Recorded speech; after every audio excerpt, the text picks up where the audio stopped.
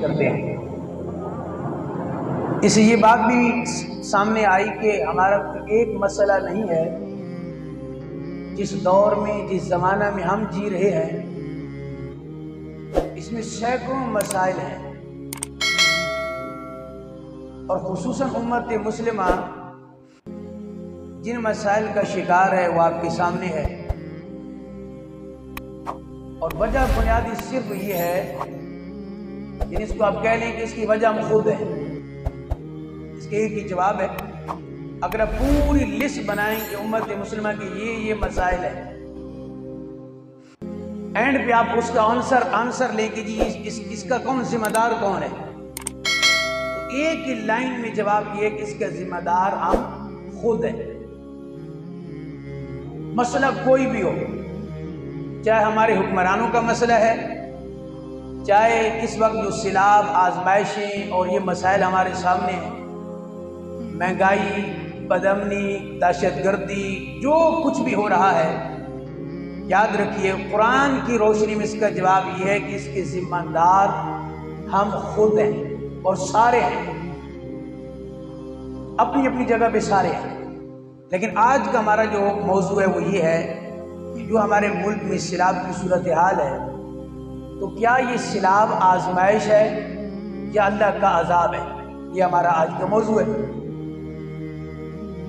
بات یہ ہو رہی ہے کہ جی کورونا آیا تھا تو بھی یہی سوال ہوا تھا علماء سے کہ بتائیے یہ کورونا بیماری ہے، وبا ہے یا اللہ کا عذاب ہے؟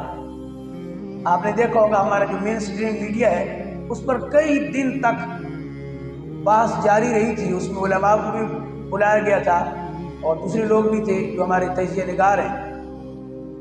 مختلف رائے آپ کے سامنے اس وقت بھی یوٹیوب پہ آپ جائیں تو آپ کو 20 ایسے پروگرام مل جائیں گے جس میں یہ سوال اٹھایا جاتا رہا۔ ہر دفعہ جب بھی ایسی کوئی صورتحال بنتی ہے تو یہ سوال اٹھ جاتا ہے کہ ہمیں کیسے پتہ چلے گا کہ یہ عذاب ہے یا اللہ کی طرف سے آزمائش ہے۔ اب جو سیلاب کی صورتحال ہے اس میں بھی یہی دوبارہ بات شروع ہو گئی ہے کہ یہ سیلاب آزمائش ہے، عذاب ہے، مصیبت ہے، امتحان ہے، یہ کیا ہے؟ پھر اس کے اندر آپ نے دیکھا ہوگا اس میں ایک جیسے ہر جگہ پہ ہم مس یوز کرتے ہیں نا قرآن کی آیات کو، احادیث کو، تو یہاں بھی مس یوز بھی بہت ہو رہا ہے۔ جو ان حلقوں کے سیاسی لوگ ہیں وہ کیا کہہ رہے ہیں، انہوں نے ایک بات کر کے اپنے پلے سے جیسے کہتے ہیں نا کہ جان چھڑا دی، ایک بات کر کے انہوں نے کیا کہ جب آپ اللہ سے معافی مانگے، توبہ کریں، یہ عذاب ہے، بس مس یوز دیکھیں کیسا ہے۔ یعنی انہوں نے اپنی جو ذمہ داری تھی اس کو بالکل سائڈ پہ رکھ دیا، حلقوں میں جا کے بیان دے دیا کہ آپ اللہ سے معافی مانگیں، یہ اللہ کی طرف سے عذاب ہے، اپنی جان انہوں نے ایک جملہ بول کے چھڑا دی۔ اب مسئلہ یہ ہے کہ دونوں طرف بھی باتیں ہیں، ایک بات یہ ہے کہ ہمیں توبہ کرنی چاہیے کہ یہ اللہ کا عذاب ہو سکتا ہے، ایک بات یہ بھی ہے اور یہ بھی ٹھیک ہے کہ بھائی جب بھی ایسا کوئی مسئلہ ہوتا ہے تو ہماری حکومت یہی کہہ کے جان چھڑا دیتی ہے کہ یہ اللہ کا عذاب ہے۔ مس مینجمنٹ جو ہے اس کا تو کوئی نام ہی نہیں لیتا کہ بھئی ہم نے کوئی ایسا انتظام نہیں کیا کہ پانی کو کوئی جمع کیا جائے۔ یعنی اندازہ لگائیے کہ اس ملک میں پانی کی کمی ہے، ایک طرف ہم پانی کی کمی کا رونا رو رہے ہیں کہ ہمارا پانی نیچے جا رہا ہے، کہ فیوچر میں ہمیں بڑے مسائل ہو سکتے ہیں پانی کے حوالے سے۔ ایک یہ رونا رویا جاتا ہے میڈیا پہ بیٹھ کے اور ہمارے حکمرانی روتے ہیں، اور ایک طرف عالم یہ ہے کہ ہر سال کے اندر اسی پانی کی وجہ سے لوگ اس میں بہہ جاتے ہیں۔ اس کا مطلب ہے یہ مس یوز بھی تو یہ جملہ ہو رہا ہے کہ اللہ کا عذاب ہے، وہ تو الگ ڈیبیٹ ہے، اس میں بھی ہم آتے ہیں، لیکن کیا حکومت یا ان حلقوں کے جو لوگ ہیں جو ذمہ داران ہیں، کیا وہ یہ جملہ بول کے، یہ جملہ ان کے لیے بولنا یہ کافی ہے کہ ان کی کوئی ذمہ داری نہیں ہے کہ پانی کا کوئی انتظام کریں، نکاسی کا کوئی انتظام ہو، اس کا کوئی ڈیم بنائے جائیں، یہ کیا کچھ بھی نہیں ہے ایسا؟ تو یہ دو ڈیبیٹ آپ کے سامنے میں نے عرض کی کہ دونوں باتیں بہرحال ہمارے ہاں یہ موجود ہیں اور اس کے اوپر اپنے اپنے دلائل دیے جا رہے ہیں۔ پھر ایک تیسرا گروہ بھی ہے بیچ میں، مذہب بیزار طبقہ، جس کا دین اسلام سے کوئی تعلق نہیں ہے، لبرل طبقہ۔ وہ کیا کہہ رہے ہیں؟ وہ اپنی پوسٹیں بنا بنا کے شائع کر رہے ہیں۔ میں آج پڑھ رہا تھا، کسی نے لکھا کہ اگر یہی مسئلہ باہر کسی ملک میں ہوتا تو وہ یوں کہتے کہ یہ مس مینجمنٹ ہو گئی ہے، ہم انتظام نہیں کر سکے، یعنی وہ اس طرح اس کو لے کے جا رہے ہیں۔ مختلف قسم کے انہوں نے جملے بنائے ہوئے ہیں، اور وہ بھی سوشل میڈیا پہ۔ تیسرا گروہ بھی بہرحال ایکٹیو ہے، متحرک ہے، اور وہ بھی اپنے دلائل دے رہا ہے۔ اب ہمیں کیا کرنا چاہیے؟ اگر یہ سوال علماء سے ہو تو اس کا جواب کیا ہوگا کہ سیلاب آزمائش ہے یا عذاب؟ کرونا آزمائش ہے یا عذاب؟ اس کا پہلا جواب تو سمپل یہ ہے کہ ایک عذاب وہ ہوتا ہے کہ جس کا تذکرہ قرآن پاک کے اندر موجود ہے، جیسے قوم نوح علیہ السلام ہے، قوم سمود ہے، قوم عاد ہے، قوم لوط ہے، جن پر مختلف عذاب آئے۔ تو قرآن نے باقاعدہ کہا فَأَهْلَكْنَاهُمْ بِذُنُوبِهِمْ۔ قرآن نے الفاظ کیا یوز کیے؟ فَأَهْلَكْنَاهُمْ بِذُنُوبِهِمْ، کہ وہ اپنے گناہوں کے سبب ہلاک ہو گئے۔ تو اس کا جواب علماء پہلے یہ دیتے ہیں کہ بھائی اگر تو عذاب ایسا ہو کہ جس کا تذکرہ قرآن میں یا حدیث میں موجود ہو اور اس پر نص موجود ہو، اس پر دلیل قرآن سے موجود ہو، تو پھر تو آپ بغیر کسی جھجک کے کہہ سکتے ہیں کہ یہ عذاب جو آیا ہے، جیسے نوح علیہ السلام کی قوم میں سیلاب کا عذاب آیا تھا، تو وہ چونکہ آیت میں موجود ہے تو ہم بلا جھجک کہہ سکتے ہیں کہ ان پہ عذاب اس لیے آیا تھا، یہ سیلاب جو آیا تھا ان پر یہ آزمائش نہیں تھا بلکہ اللہ کا عذاب تھا، یہ چونکہ نص موجود ہے نا قرآن کی۔ اسی طرح قوم لوط پہ عذاب آیا تو چونکہ قرآن کی آیت موجود ہے، نص موجود ہے، ہمیں پتہ ہے کہ لوط علیہ السلام کی قوم پر عذاب ان کے گناہ کے سبب آیا تھا۔ یہ میں پہلا جواب عرض کر رہا ہوں۔ لیکن اب چونکہ قرآن یا حدیث میں تو نہیں ہوگا کہ یہ جو سیلاب آیا ہے تو یہ کیا ہے، تو کوئی بندہ اپنی طرف سے یہ نہیں کہہ سکتا کہ یہ عذاب ہے، اور یہ بھی نہیں کہہ سکتا کہ یہ عذاب نہیں ہے۔ تھوڑی سی آپ توجہ فرمائیں، جن عذابات کا تذکرہ قرآن میں ہے وہاں تو کہا جا سکتا ہے کیونکہ وہاں دلیل نص موجود ہے کہ یہ اللہ کا عذاب ہے، وہاں تو رب نے خود فرما دیا یا اس کے محبوب نے فرما دیا کہ یہ عذاب ہے۔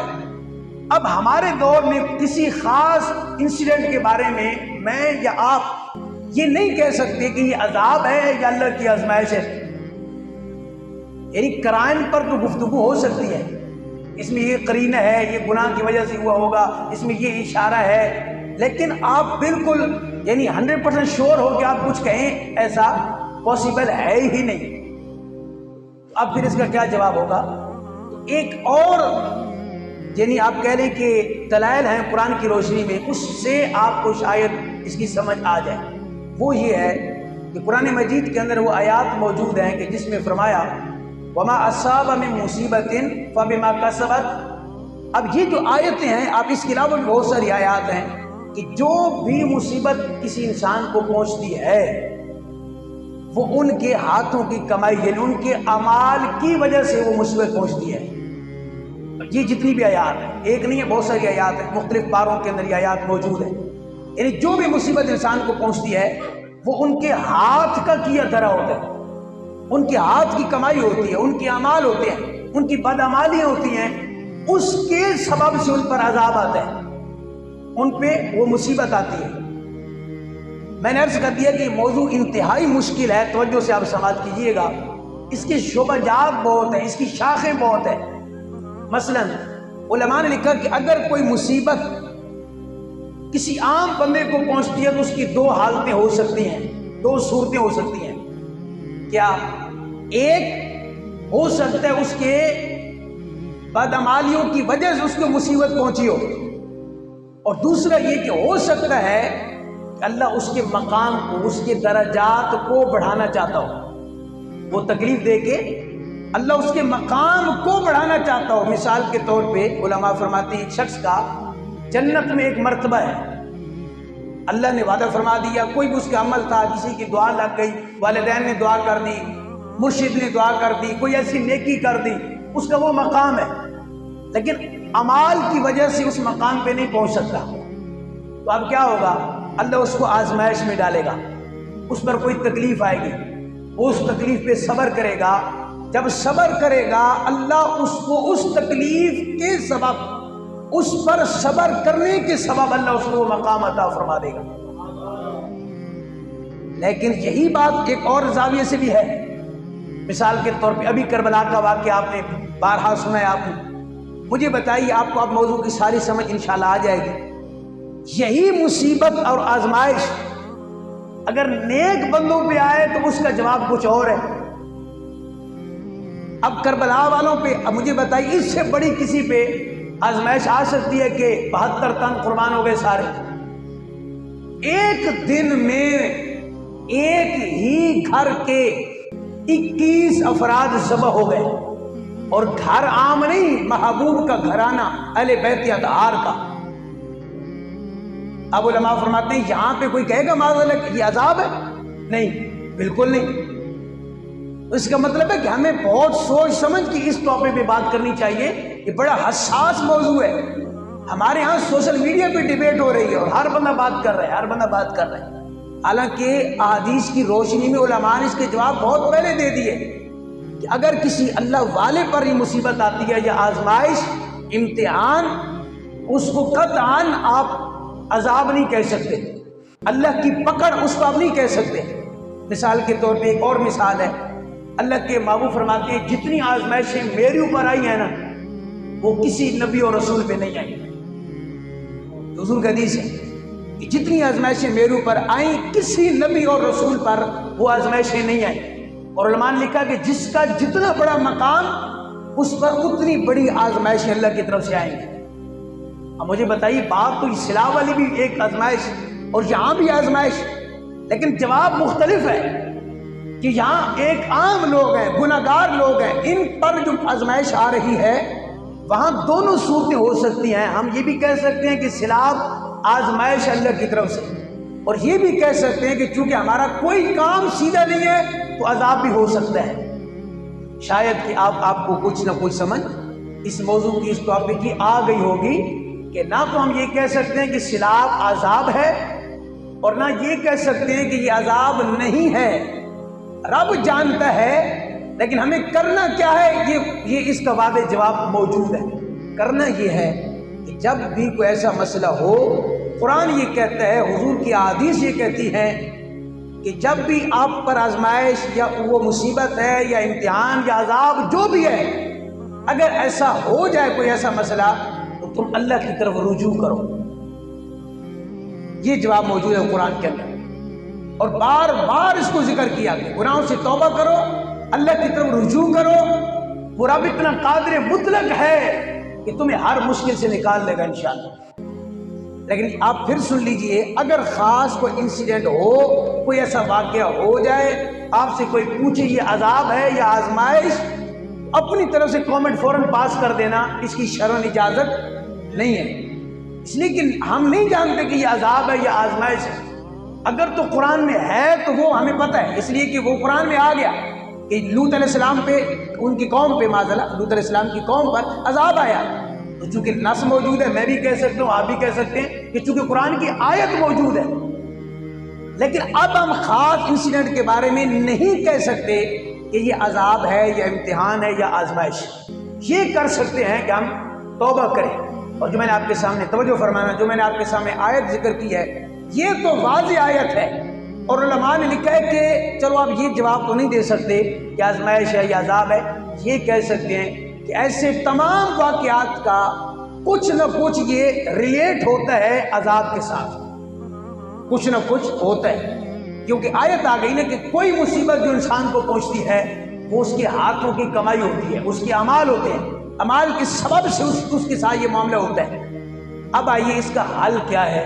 ایک حل تو میں نے عرض کر دیا، خدا کے لیے یہ بات یاد رکھیے گا، میں نے ہی عرض کیا آپ کے سامنے، اور کافی ریسرچ کے بعد تمام دلائل سامنے رکھ کے میں نے آپ کے سامنے عرض کیا ہے، لیکن یہ بات یاد رکھیں، جو ہمارے ملک میں ہو رہا ہے، جو ہمارے معاشرے میں ہو رہا ہے، جو کچھ ہمارے گھروں میں ہو رہا ہے، وہ آپ کے سامنے ہے، جو بازاروں میں ہو رہا ہے، جو پارلیمنٹ میں ہوتا ہے، جو عدالتوں میں ہوتا ہے، جو تھانے کچہریوں میں ہوتا ہے، وہ آپ کے سامنے ہے۔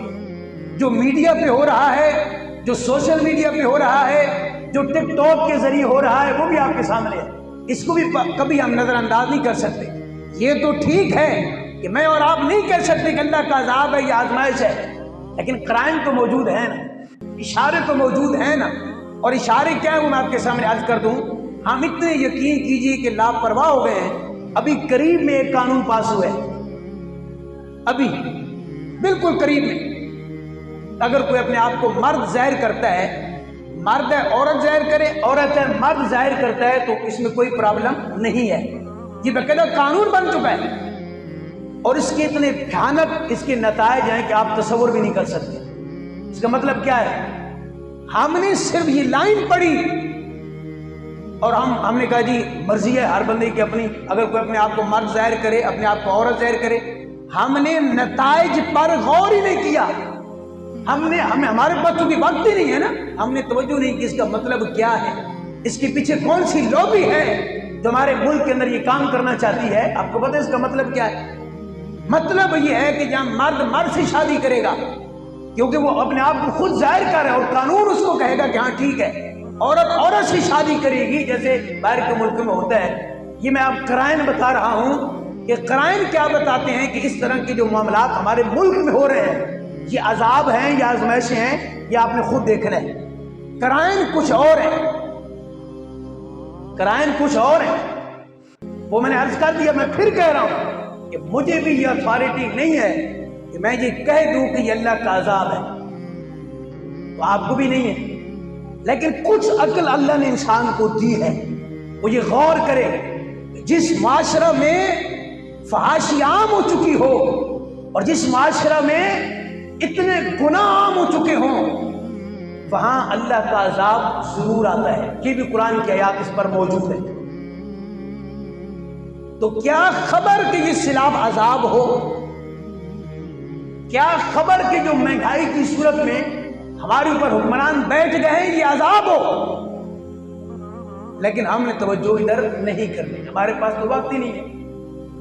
ہم ہر ٹاپک پہ بات کر سکتے ہیں لیکن دین کے حوالے سے ہمارے پاس وقت نہیں ہے۔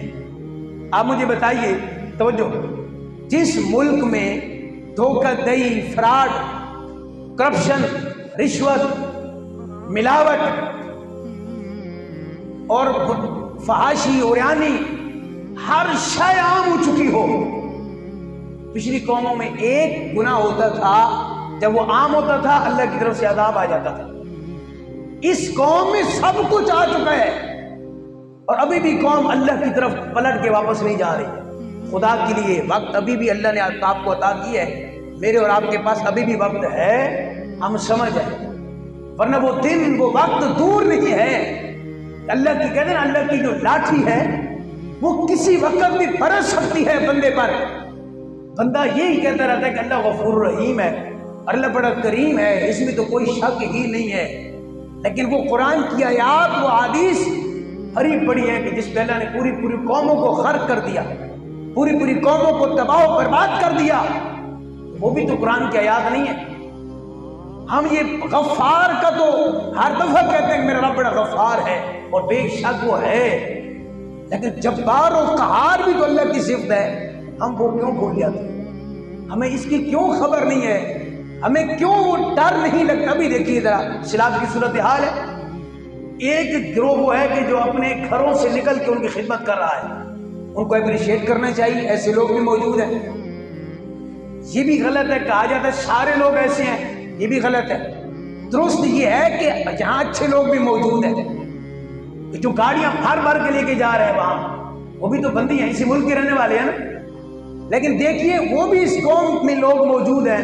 ابھی میں سن رہا تھا کہ جنہوں نے یہ ٹینٹ وغیرہ ہوتے ہیں نا جہاں پہ یہ سیلاب زدگان ان کو بیچاروں کو ٹھہرایا جائے گا، اس کی قیمت 10 گنا بڑھا دی ہے ہمارے تاجروں نے۔ یہ بھی اسی ملک کے باسی نہیں ہے، انہی تاجروں میں وہ تاجر بھی ہیں جو پورے ٹرک بھر کے وہاں لے کے جا رہے ہیں۔ تو یہ ایک ہی تصویر کا رخ بیان کیا جاتا ہے، یا وہ پکڑ لیا جائے گا یا یہ پکڑ لیا جائے گا، دونوں رخ بیان کرنے چاہیے کہ ایسا بھی نہیں ہے کہ ہمارے ملک میں اب اچھائی ختم ہو گئی ہے، بالکل ایسا بھی نہیں ہے، ہر قسم کے لوگ یہاں موجود ہیں۔ اب دیکھیے نا کہ شرعاً ناجائز ہے یہ کہ ایک شے کی قلت ہے، ایک شے کی ضرورت ہے، آپ نے اس کی قیمت 10 گنا بڑھا دی ہے۔ یہ ہمارے ملک میں ہوتا ہے۔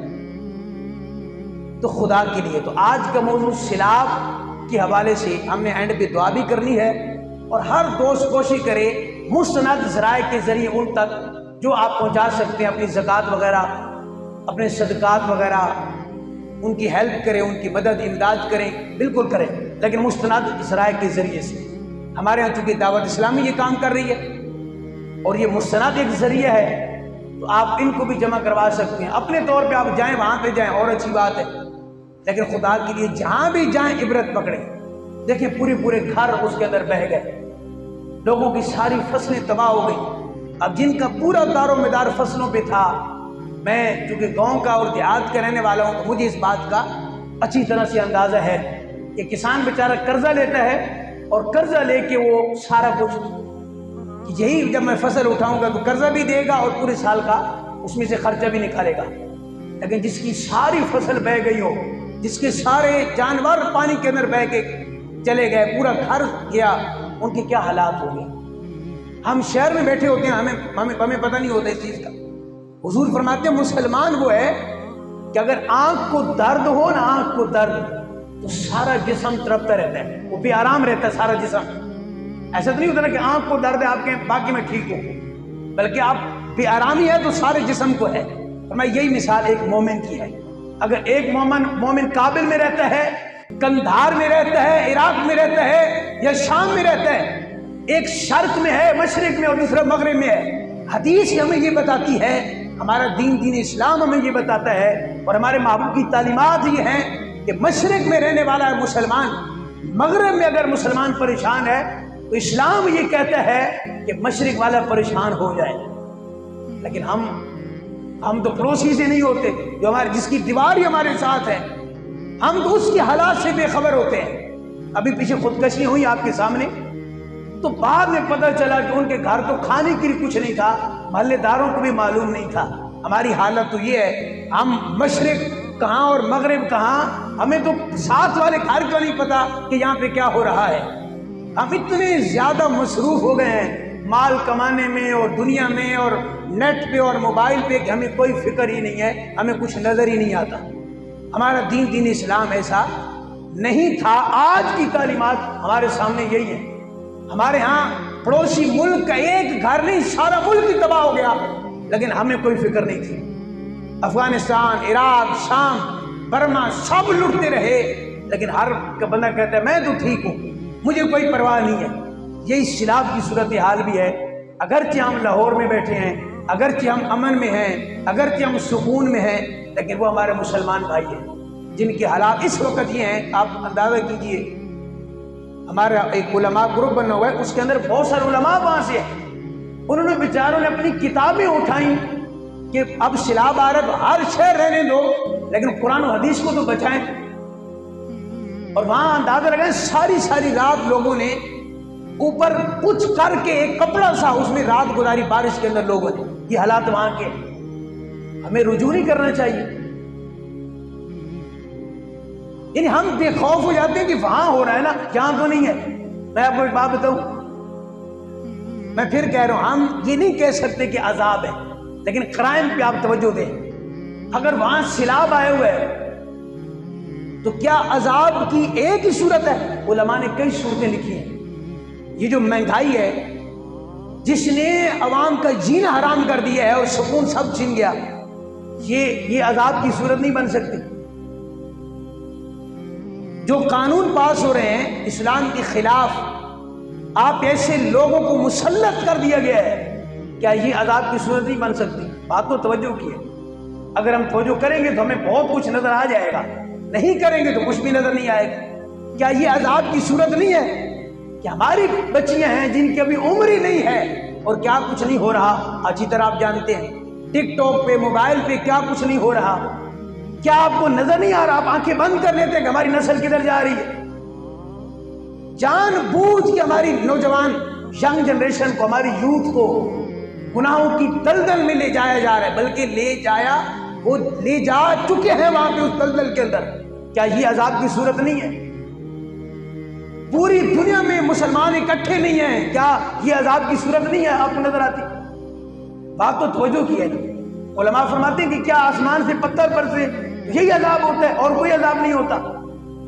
معیشت کی تنگی، قرآن نے اس کو عذاب کہا ہے 16ویں پارے کے اندر۔ تو آج معیشت کی تنگی نہیں آپ کے سامنے، معاشی حالات بدتر ہو چکے ہمارے ملک میں۔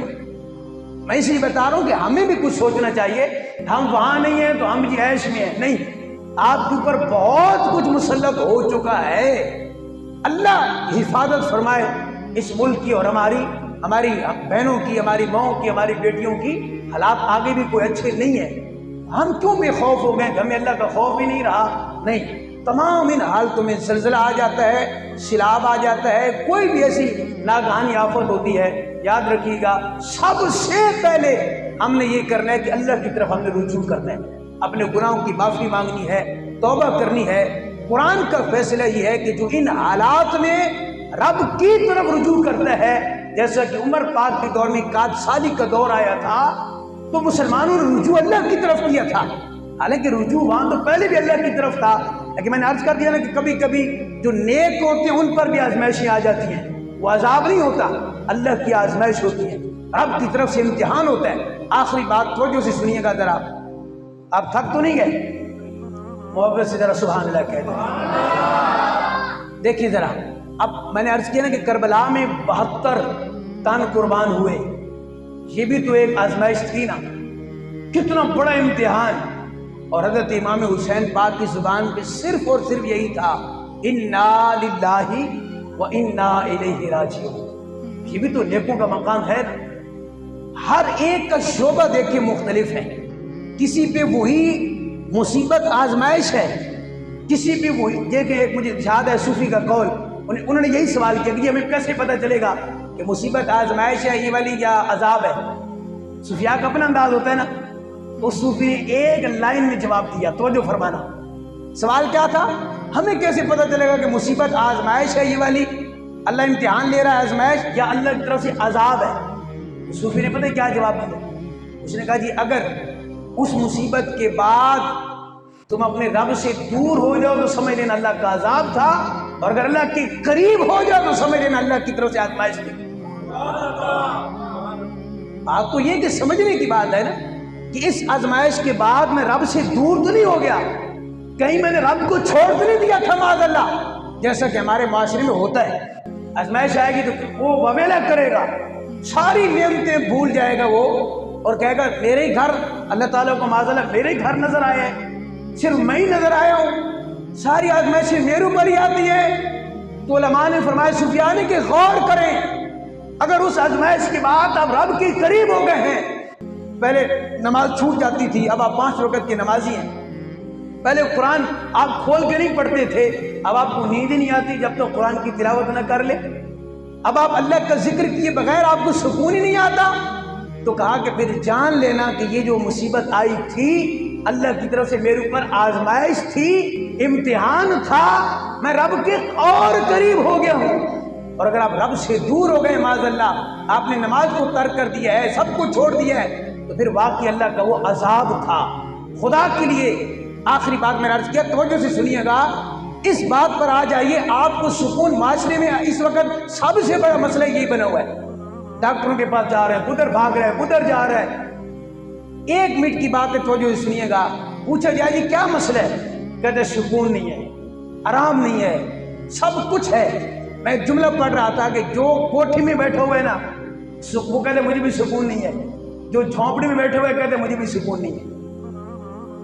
اب جھونپڑی والے سے پوچھو وہ کہے گا مجھے اگر کوٹھی مل جائے نا سکون مل جائے گا، اس کو بتایا جائے کہ فلاں بندہ کوٹھی میں ایک محل میں بیٹھا ہوا ہے، وہ یہی کہہ رہا ہے مجھے بھی سکون نہیں ہے، اس کا مطلب ہے یہ تو پھر سکون ہے ہی نہیں اس شہر میں۔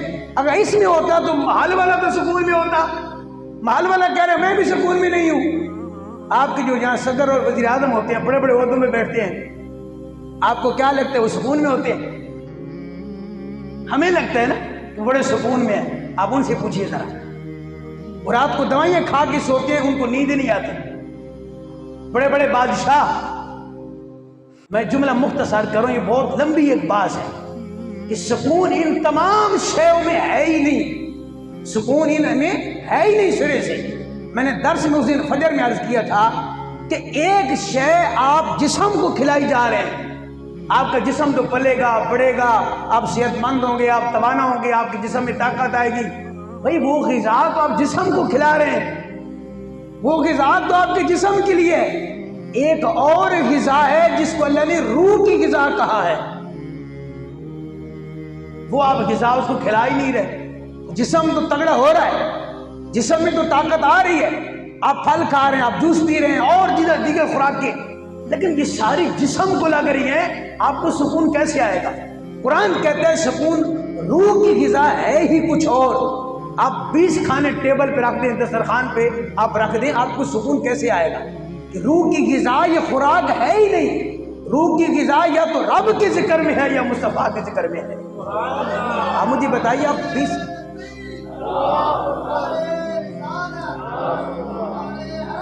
تو آپ مجھے بتائیے کہ ذکر کیسے آپ کو سکون کیسے آ سکتا ہے کہ جتنی خوراکیں ہیں، جتنی فیسلٹیز آپ کے گھر میں ہیں، وہ سب کی سب اس ظاہری جسم کے لیے ہے۔ آپ نے اچھا گھر بنا لیا، ساری سہولتیں ہیں، آپ نے سب کچھ A to Z گھر کے اندر، آپ کے گھر ہر چیز موجود ہے۔ آپ کا سوال پھر یہ ہوتا ہے سکون نہیں ہے؟ اس کا جواب یہ ہے کہ جناب آپ نے سب کچھ تو کر لیا ہے، لیکن یہ سب کچھ اس ظاہری جسم کے لیے ہے، آپ کو سکون نہیں آئے گا۔ اس وقت تک نہیں آئے گا جب تک آپ روح کو غذا نہیں پہنچائیں گے۔ آپ آئیے نماز پڑھیے، آپ آئیے رب کی کتاب قرآن مجید کو اٹھائیے، قرآن کی تلاوت کیجئے۔ رب کعبہ کی قسم ہے، اگر آپ کو 20 قسم کے میوہ جات سے اور 20 قسم کے کھانوں سے اور 20 قسم کی ڈشوں سے اگر سکون نہیں مل رہا، ہر قسم کی مادی چیزوں سے اگر سکون نہیں مل رہا، ایک رب کی کتاب قرآن مجید کی ذرا تلاوت کیجئے گا، 20 کھانے سائٹ پر، ہر سہولت سائٹ پر، قرآن کی تلاوت کرنے کی دیر ہے، آپ کی روح کو بھی اطمینان حاصل ہو جائے گا انشاءاللہ۔ اور یہ بھی یاد رکھیں، صرف رب کا ذکر نہیں کرنا، رب کا بھی ذکر کرتے جانا ہے، اس کے محبوب کا بھی ذکر کرتے جانا ہے، پھر ذکر کریں دونوں ملا کے، پہلے رب کا کر لیں پھر اس کے محبوب کا کر لیں، اس کے بعد اٹھیں، اللہ آپ کو سکون عطا فرما دے گا انشاءاللہ۔